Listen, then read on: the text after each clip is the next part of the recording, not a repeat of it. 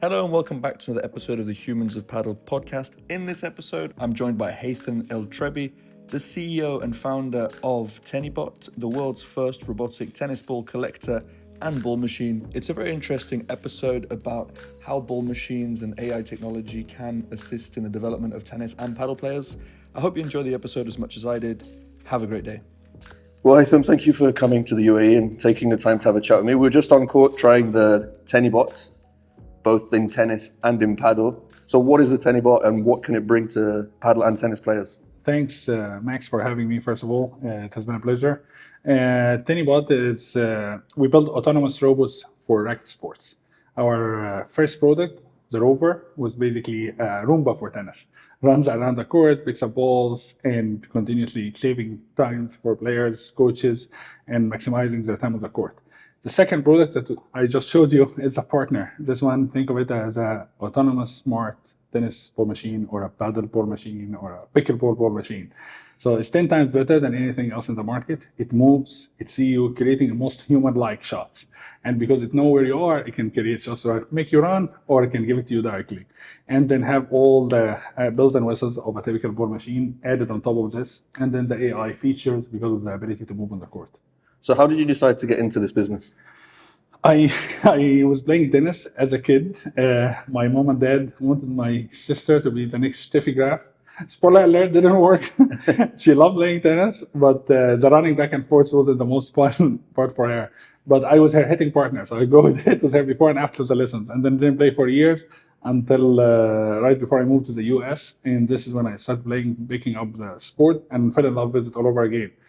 But I always hated picking up tennis balls. Whether you are playing with a ball machine, practicing serve, hitting with a coach, that 15, 20 minutes you dread picking up balls instead of playing, I always frustrated me. Wanted to buy something, but there was nothing out there remotely close to what I was envisioning. Everything you have to stop playing to go pick up balls. You have to stop playing before I can even get into the next workout. I already deflated from all the time wasted in it. So this is when I started working on the Tennibot Rover, and shortly afterwards, a professor of mine in Auburn introduced me to Lincoln, and I've been working together ever since, and I grew the team from 2 people to 7 people full-time, and a couple of other folks part-time as well. So you and Lincoln are business partners. So what's your role and what's his role? How do you divide the tasks? So Lincoln, basically on the technical side, Lincoln is the CTO, I'm the CEO. So Lincoln basically writes the code, anything software that goes into the device, its ability to communicate with the phone, communicate with the net, and upload videos and all that fun stuff. Lincoln take care of it. Me on the business side, the sales, partnerships, the strategy, all the fun stuff. Yeah. How complicated is the technical side to that? Because when I see the machine moving and it's looking where I am, it can follow me and all these kind of things. I mean, it seems like something from a movie from like in 50 years. How complex is that actually to build? A great question. So it is fairly complex. It took us years for the rover to get this technology to look as seamless for the end user, where it's CUR, moves on the court, doesn't hit obstacles, and it detects the net, auto-calibrate, all that fun stuff. Years of research and development and testing, and then going back, what worked, what doesn't work, and reiterate. And then we use a lot of this knowledge to go into the partner. That's why we're able to take down the development time from 6 years for the rover to 6 months for the partner, where we implemented all that knowledge and experience. So the end goal for us is to make it simple as possible for the user, but that takes a lot of complexity under the hood for us to get into. Yeah, because that's two different things, isn't it? Like the experience, your user experience, and then I guess the technical side behind that to make it work from the whole whatever back office or whatever you guys call it. That's right. It must be really hard to combine those two. Yeah. And what are the challenges that you guys have faced in growing this business and developing it? One comment you mentioned earlier, a lot of time people will think it's sci-fi, unless seeing is believing. Once we see it in action, they, oh, it is real. A lot of times people think this is CGI or graphic from the amount of technology that goes into it, that this looks like a sci-fi movie. So a lot of times, once you do a demo or show it to people, or go to a tennis event or paddle event or pickleball event, and having this going there, you see that people basically eyes just switch on right away. This is a reality. It's actually possible. It's actually possible. Whether it's moving or whether it's shooting or whether it's seeing you, all that fun stuff. And then, like every new technology, the idea is you need to educate the customer, educate the audience, make them understand, help them see how's the difference. Luckily for us, the product is very self-explanatory. So once you take it out, oh my God, it's a ball machine that moves. Or like, Yeah. oh wow, that makes a ball like Roomba for tennis. So the idea is just get over that initial hump. Afterwards, people get it right away. Just a matter of like how fast can I get one. Do you think that the Tennibot partner will replace coaches? I feel the Tennibot partner is a great tool for two category of folks. Individuals who want to play tennis or paddle or pickle with the convenience and flexibility without having to set up with someone cancel last minute and then couldn't get someone in time, or that other person feeling well, or they just want to play, I don't know, in their backyard at 2 a.m. in the morning where no one else will be available. This is from a player standpoint. Convenience, having someone competitive, your level all the time. For the coaching standpoint, I think is a value add for it is significant in the sense of like, okay, I'm on the court already 3, 4, 5 hours, 6 hours a day. Ability to have that partner as a trusted tool to help save your legs and extend your time on the court, because suddenly it's feeding the player and you're actually adding the most value to the player instead of screaming on the other side of the trip, more follow through or switch your leg or move your legs or any of that stuff. Now you're standing next to the player and giving them that input and feedback. And we've seen big percentage of our customers have been coaches and academies because they saw the value add. Yeah, I mean, you see here, for example, it's noisy, right? When you go in there, you walk through, there's balls bouncing, glass, there's music. It's a very noisy thing. So it's true that coaches are often shouting over the net to try and get the player to understand what they're saying. So if you can remove that part of you just feeding balls, which is not that technical. Correct. And then you can focus on developing the player much closer on how they're holding the racket and communicating a lot more with them. I think it makes perfect sense for coaches to use it. Yeah, and for players, obviously, the value add for them is better because I'm not coming here to take a lesson with Max to someone feed me ball. I'm coming here to listen to the gyms, the advice, the feedback, the stuff nobody else can give me. So I feel it's value add for the players and the coaches. Yeah, makes sense. And I mean, your business is currently mostly in the US, I guess. So about 70% of our sales and revenue coming from the US, but the other 30% are growing quickly in the Gulf region and also in Australia, Canada, and Japan. Which markets do you see have big potential for your products, and why do you think it's different market to market? It's funny, it heavily depends on the sport. So tennis is obviously huge in the US, in Europe. Pickleball is growing like crazy in the US. Padel, on the other hand, even though it started to grow in the US, it's very prevalent in Gulf countries, Middle East, North Africa, obviously Europe, Spain, Italy, Sweden. But I feel that from a Padel standpoint, how you pronounce it, it's UAE, Saudi Arabia, Gulf countries, and Europe will be a big market for us. Very attractive from a Padel standpoint. For tennis, I think still US takes the cake, and then pickleball obviously is growing, popping all over in China and the US. Okay, and what's the difference? Because today we did tennis and Yes. paddle, right? We took what's the difference from, let's say, the technical aspects of the machine going from a tennis court onto a paddle court? What needs to be taken into account to adjust it from sport to sport? Great question. So luckily, the paddle ball and the tennis ball are the same size. So from a hardware standpoint, it's the same machine. No change needed. What you need to basically change on the back end is the software in configuration, ability to know, okay, the paddle court is smaller, the type of shots, like we were talking downstairs earlier, is needed, where the ball is landing close to the basically glass, versus on the tennis, you are focused more on down the line, cross court, inside out, stuff like that. So the good news, everything is configured in the back end. It's just a matter of like switching between those two sports. You need on the app, you basically tell it, okay, this is the drill we're working on. And that drill by definition is for padel, or that drill is by definition for tennis. And then it uses the cameras to detect and calibrate based on the side of the court. And do you have players at a professional level using the machine? Yeah, Donald Young is one of our customers and investors. He's a professional tennis player, now professional pickleball player. There's a few of those, isn't there? Yeah, and it's funny, a lot of tennis players are transitioning to pickleball, and it's funny, and they seem to be doing a great job at pickleball, dominating very quickly. So, and Donald's a great guy. So yeah, so he loved the tennis version, and excited to get him his pickleball version as well, as he helped with the practice to get, because you can, as you saw downstairs, you can get the feed rate very high, the speed very high, you can get very demanding very quickly if you want it to be, or you can slow it down and make it leisure, fun activity. How fast can it go?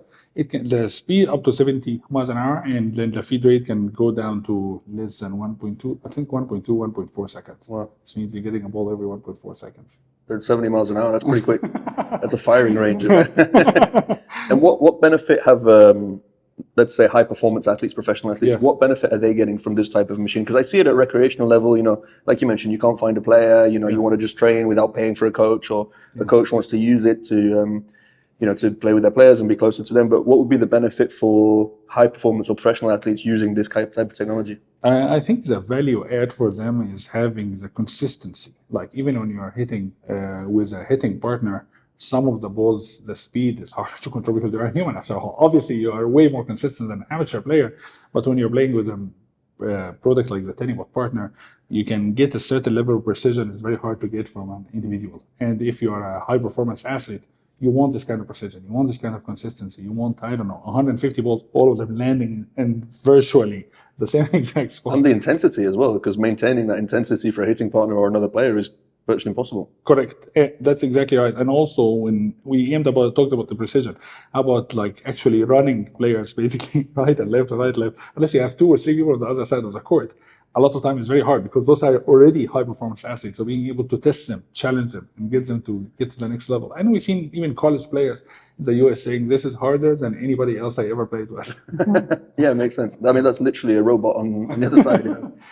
I mean, you have always this comparison of certain players being like a metronome on the other side of the court. Well, now you have an actual machine that can be there. Literally. So what do you think's next? What do you think the future holds for it? Do you think you'll have an actual partner, like hitting the same ball back to you? Are you guys working on that? Is that in the pipeline? I think for us, we are more focused on to continue. That's definitely fun as a concept standpoint. For us, we are more trying to keep the cost of the product as accessible as possible because it's basically priced like every other board machine, except it's 10 times better. Once we start adding more and more complexities and the price points start getting higher, which still obviously some folks will buy it, but we want to make sure, I don't want to say democratize it, but make it accessible. We grow up playing racket sports. We love it and want more people to play it. So I think by providing tools that help players get better faster or have more fun on the court, we get to get more people coming into our sports, play our racket sports, whether tennis or padel or pickleball, and having them basically coming and play more. So the way we look at it, if you think of it, the rover it makes the lessons more efficient, help players practice their weakest shot, which is serve in tennis, for example. I don't know how this translates to padel or pickleball from a difficulty standpoint of being the weakest shot, but I know for a fact, me personally, as a tennis player, I always hated playing serve because I have to practice serve because I have to go pick up the ball on the other side. This needs my serve is my weakest shot. So this is where the rover come into play. And now the partner and the station help get better workout, better practice, more fun exercise for players, and as a tool for coaches to give more lessons and allow their players to basically get more value out of their time on the court. That makes sense. And will you be bringing in like an analysis side? So, because it has cameras, right? Correct. So will it be able to evaluate a player, like how this is your shot, this is your level, this is what's bad about your backhand, the follow through isn't good? Will it reach a point where you're analyzing players and able to assess them and give them tips on how to improve? 100%, because like you said, it already have the cameras and it's already detecting all this data, collecting the data, obviously locally on the players' devices. But the idea is over time, it can be able to start seeing patterns, recognize certain mistakes they're doing, stuff that will take time, seeing more and more data basically allowed to do. So being able to have this as a tool for amateur player, give them some common sense advice, and then for a higher end or like a better quality, higher performance athlete, an additional tool for the coach to be able to analyze and give feedback to the player and help them improve their game based on data they have on the court every time they are out there. And the best part about the Tennibot puts it in a unique position that this is not just like another camera system. No, it's actually interacting with the player. There's you can test the theory because by saying, okay, maybe he's not moving his feet. Okay, maybe if we put the ball slightly out of range and see how they react and so on. So you can allow you to work on certain weaknesses that no other machine can. Yeah, and then you can also improve on that, I guess, right? When you have that data of what you did last time, correct, and you look at your speed, you're moving, the speed you're hitting the ball. Does it track the speed the ball comes back? It does, because it's tracking the ball, tracking the white lines, tracking the court, tracking the player. So you're basically doing simple calculation to get a sense of the speed. Well, I mean, where does all that data go? Right now, go locally on every player's device, Okay. basically, so on your Tennibot or your partner. So the idea is over time that it will be able to run AI models. A lot of those are becoming lighter and lighter and simpler, so be able to give you a meaningful data on your game fairly quickly with some obviously data. You need to play a little bit with it to be able to give you meaningful advice. How hard would it be to have an actual player on the court that let's say on a tennis court, I think would be easier because it's more linear. Yes, But yeah. how hard would it be to have an actual player that would then hit the ball back to you? I think you basically start thinking of taking the partner, adding robotic arm to it, holding a racket, creating a specific shot, and bumping up the speed aggressively enough to make it sure that it can run around the court. So I don't think it's sci-fi. It's just the idea is it cost prohibitive or not? Because I think this can easily go over $10,000 at least to get something like this out. But it'll be an interesting project to see how the value add. Because obviously, from a PR standpoint, it's fun. Yeah. Literally playing with. I mean, the sky's the limit with these things, right? So you're just like, what if, like we Yeah, exactly. But and I do see definitely applications for it.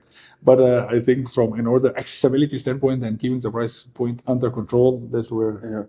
Yeah. I mean, I was thinking it from a paddle perspective. Paddle, you need always 4 players, right? Correct.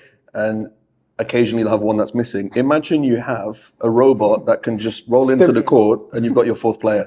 Wouldn't that just be amazing? 100%. Same with tennis, also doubles. Yeah. You're always, if you're playing doubles and then you're missing a player, so they're like, okay, let's step him in, set up the level and the control. Yeah, because you could adjust the level of it. You could make it really good, really bad, and just that'd be super interesting. But I mean, yeah, I guess the price point would be on a whole different level. We digressed a little bit into the future. I'm sure we'll get there in the next 10 years. That's true. But let's say someone is listening to this and they want to buy a Tennibot, they want to buy either the Rover or they want to buy the partner. Where can they buy it? How do they buy it? How much does it cost? So you can go to tennibot.com. Right now we are taking pre-orders. We ship in May. So basically they place an order, pay $4.99, and then the remaining amount, when it's ready to ship in May, we send them an email. The robot works for tennis, padel, pickleball. The tennis and the padel version is the same hardware. The pickleball version is a different hardware. Okay. Yeah. And then is there like an application that the player downloads? Yes, it's on the App Store already. Obviously, they won't be able to use it until they have the device, but since the App Store, it's the same name, Tennibot. You download the app and you're basically able to use the device. So let's say if we bought it here as a club, and we download the app, can other people download the app and use the same machine? Correct. Oh, okay, great. So it's not specific to one device? No. The idea is like, that's exact example. We have clubs and facilities where basically they buy a machine, and then anyone with the app, you can control it, decide your own drills. It keeps your own stats on your phone, so everyone will be able to use it. Nice. I look forward to us having one here in Padel, and I'm going to work on my tennis and my paddle. Is there anything else that you want to discuss that you feel like we didn't touch on that you would like to put in value a bit more about the Tennibot and about what you guys are doing? No, I think great questions. Really enjoyed it. Thank you so much for having us, and I'm excited to having more and more people playing with the partner and the Rover. And I'm excited too, and I'm excited to getting mine in May.